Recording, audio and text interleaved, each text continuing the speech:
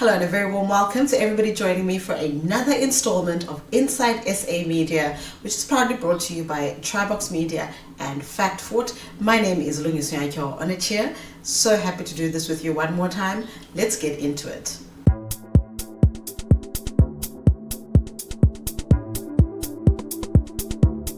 It started with a tweet. Karen Moore, a journalist in South Africa, posted a factual report, but soon her inbox and social media feeds were flooded with insults, threats of violence, and messages aimed at her appearance, her gender. Supporters of political leaders even used abuse campaigns on social media to try and silence her. For Karen Moore, this wasn't just unpleasant, it was dangerous. This wasn't an isolated case. It revealed a darker truth. Digital platforms in South Africa are increasingly weaponized against women. From leaked images and deepfakes to harassment campaigns, tfGBV is the new frontier of violence, and the media has often failed to call it what it is: violence. But I continue to be the target of a lot of misinformation, blatantly false claims that I steal people's medical records, and a wide range of personal and often very sexualized insults that are designed to intimidate me. I've been told multiple times that I should be raped and necklaced.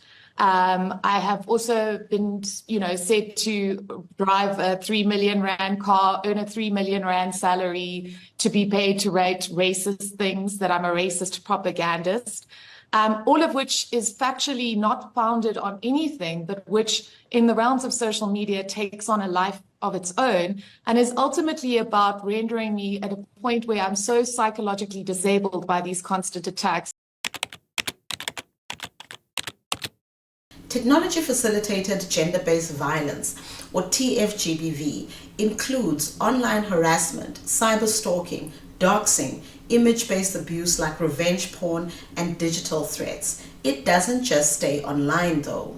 Studies show that women who experience tfGBV often suffer offline consequences. Mental health traumas are some of the consequences that they suffer. Reputational damage, which is a really big one. Job loss, and even physical violence. According to the UN Women Report of 2022, nearly 1 in 2 women in Africa report experiencing online violence, and most never receive justice. In South Africa, though data is still emerging, there are clear signals that this is growing. A global study by Rutgers found that in South Africa, tfGBV is used to terrorize women and other vulnerable groups, and that online violence often links to offline harms. Another report by ISD during the 2024 elections showed that women politicians and candidates were subjected to gender disinformation, harassment, and abuse online, targeted on their appearance, leadership ability, and intelligence. In South Africa, the examples are piling up. Musicians Simphiwe Dana hounded on social media with coordinated hate campaigns. Investigative journalist Ferial Hafaji subjected to gender abuse for her reporting. These aren't just celebrity scandals. They reflect a widespread digital pandemic. A report from Rutgers covered the case of a girl in South Africa who was bullied on social media. Her video was shared by school peers, which then led to offline violence. And 2 days later, she sadly died by suicide.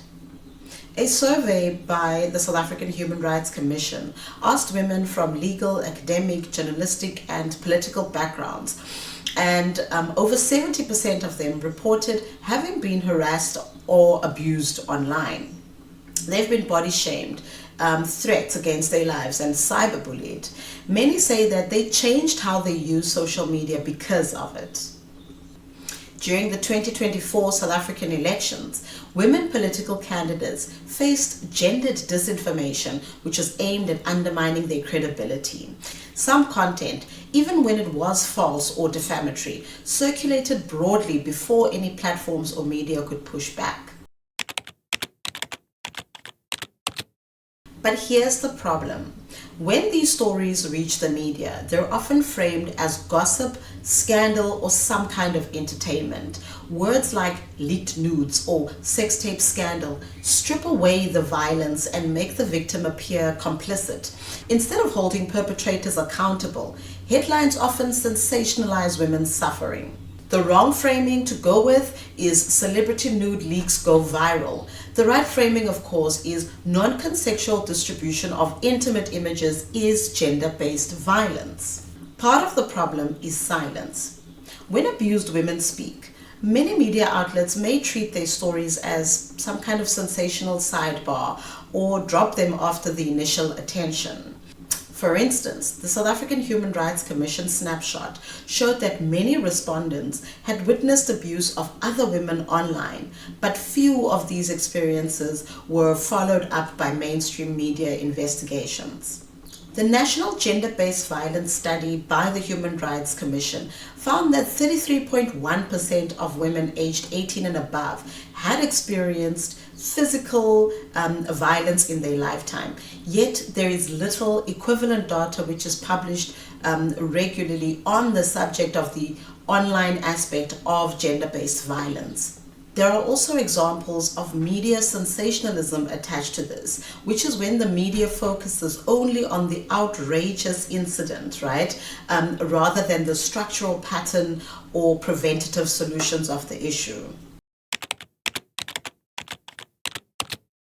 Legally, tools exist.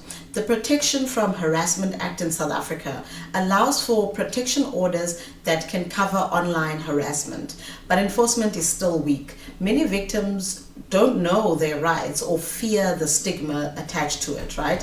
So many social media platforms have policies against harassment, abuse, and gender-based content, but often policy enforcement is inconsistent or incredibly slow.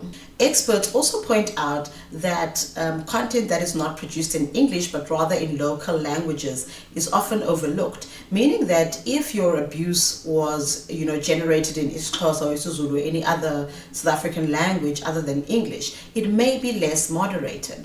The 2021 GSMA report states that only 26% of South African women feel safe expressing themselves freely online. In spite of the harm, there are efforts pushing back. Outlets like Daily Maverick and Mail and Guardian have begun framing online abuse not as a scandal, but rather as a systemic issue that is tied to patriarchy, to power, and to digital platforms. Sonke Gender Justice runs a digital storytelling project where survivors share their experiences, offline and online. This is to spark community understanding and to raise policy awareness. Campaigns in universities are incredibly important, which help to respond to online harassment. Example, people working in HEIs, medical campuses, they're deploying evidence-informed gender-based violence prevention programs, including digital dimensions. Research such as the one conducted by UCT examining how Black African women journalists and bloggers experience tfGBV is helping bring these stories out of the silence. So when the media calls this violence what it is, it shifts public understanding and forces platforms, law enforcement, and governments to act. Change requires action by media institutions, platforms, policymakers, and all of us. Media must do more than report headlines. They must adopt survivor-centered reporting, avoid victim blaming, give voice to marginalized communities, and follow up stories with context, solutions, and accountability. Platforms need to build trust and transparency in terms of, content moderation, and policies must account for local languages and offline consequences. And we, as audience members, if we see online abuse, we need to support survivors, we need to call out harassment and demand more responsible coverage and platform behavior. Media has power. It can normalize abuse, or it can expose it for what it is. It can shame victims, or it can hold perpetrators accountable. In the digital era, telling these stories responsibly is no longer an option, it's a duty, it's a must. Because silence doesn't protect women, it protects abusers. Thank you very much for joining me for today's episode of Inside SA Media.